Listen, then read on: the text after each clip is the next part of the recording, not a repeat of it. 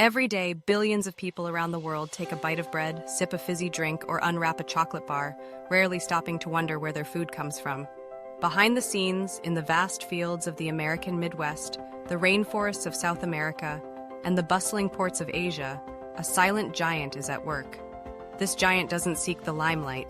Its name isn't plastered on supermarket shelves or billboards, yet its influence stretches across continents and into the very heart of our daily meals.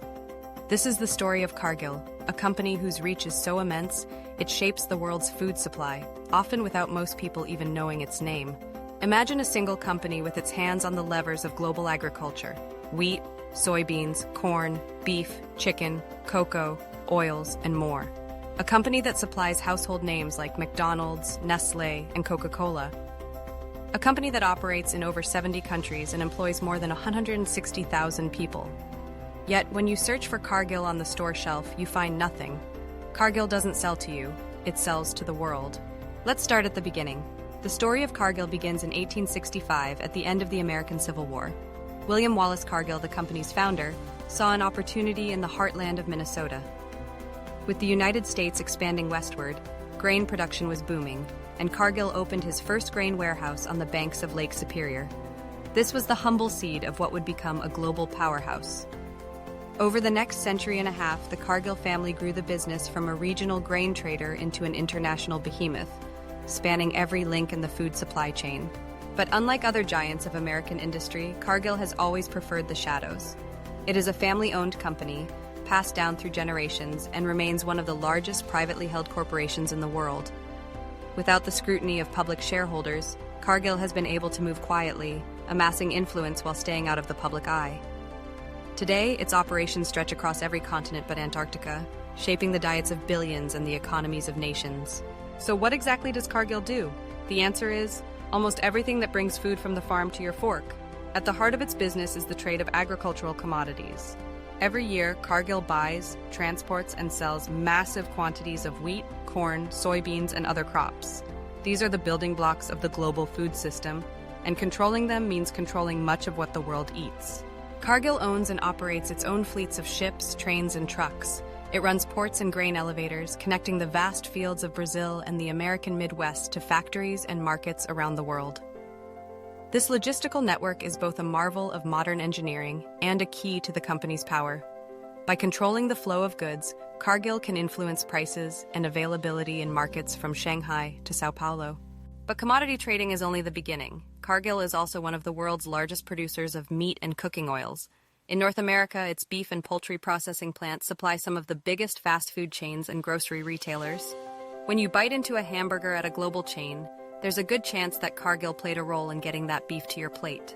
The company's reach goes further. Cargill produces and supplies food additives, sweeteners, and ingredients that are used in everything from soft drinks to baked goods.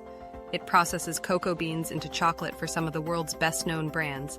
It manufactures animal feed, ensuring that livestock around the globe are raised on Cargill's products. Even the eggs in your breakfast sandwich may have passed through Cargill's sophisticated supply chains, as the company is a key player in egg processing and distribution. To keep all these operations running, Cargill has built a sprawling infrastructure. It owns ports and terminals, operates fleets of ocean-going vessels, and maintains rail lines and storage facilities. This logistical muscle allows it to move raw materials and finished products quickly and efficiently, outpacing competitors and keeping costs low for its clients. Such wide-ranging influence comes with immense responsibility and controversy. As Cargill's tentacles have spread across the globe, so too have the debates about its impact. In some countries, Cargill's dominance in agricultural markets is so great that it functions almost like a monopoly, influencing prices and availability in ways that affect farmers and consumers alike.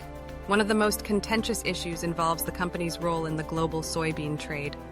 The Amazon rainforest, often called the lungs of the planet, is under threat as vast areas are cleared for soybean production.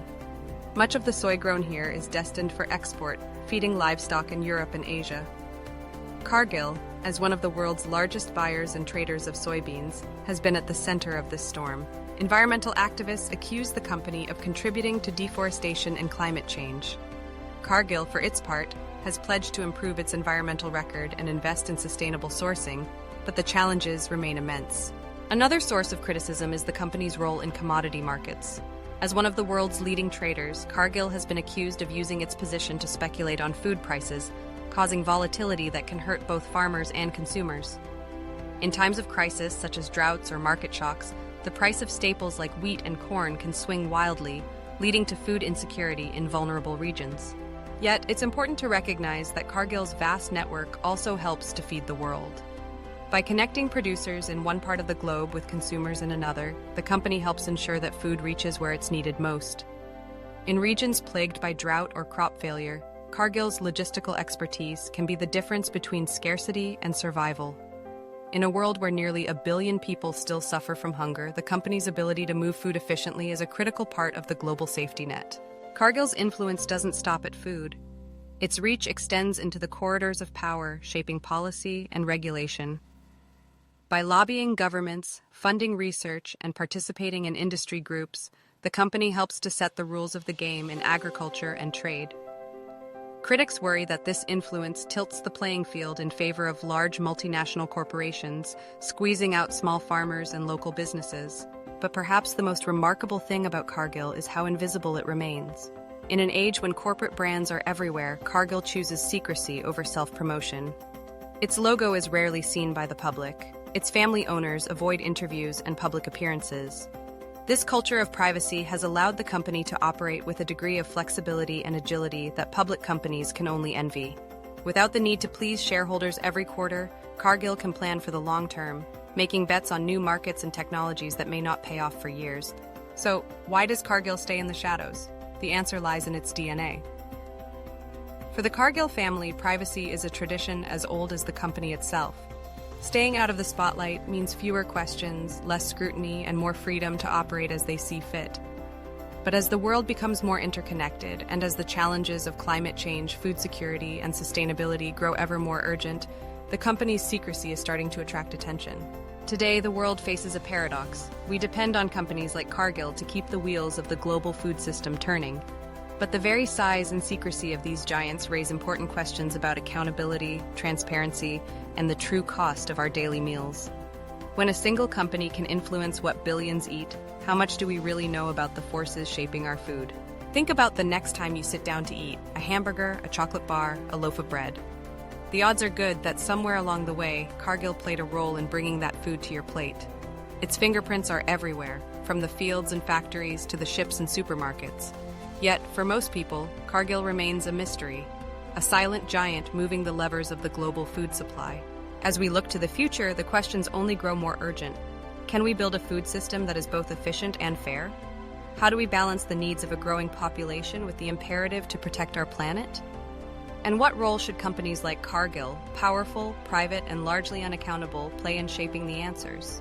The story of Cargill is a story of contrasts. It is a company that feeds the world, yet also stands accused of fueling environmental destruction. It is an engine of economic growth and innovation, but also a symbol of the concentration of power in the hands of a few.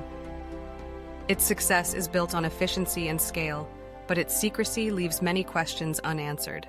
One thing is clear: the world cannot feed itself without organizations like Cargill. The challenge is to ensure that the immense power they wield is used responsibly, for the benefit of all. That means demanding transparency, supporting sustainable practices, and holding the giants of the food system to account. So the next time you reach for a snack, pour a glass of soda, or unwrap a burger, remember, behind the familiar brands you know are the hidden giants you don't. Cargill is there, quietly shaping your choices and your world. But as consumers, we can choose to learn more, ask questions, and demand better. Knowledge is power, and the first step to a more just and sustainable food system is understanding the forces that shape it. If you found this deep dive into the hidden power behind our food eye-opening, don't forget to subscribe for more stories that uncover the giants shaping our world from the shadows. There's always more than meets the eye, and together, we can make sure the world's most powerful companies are working for us all.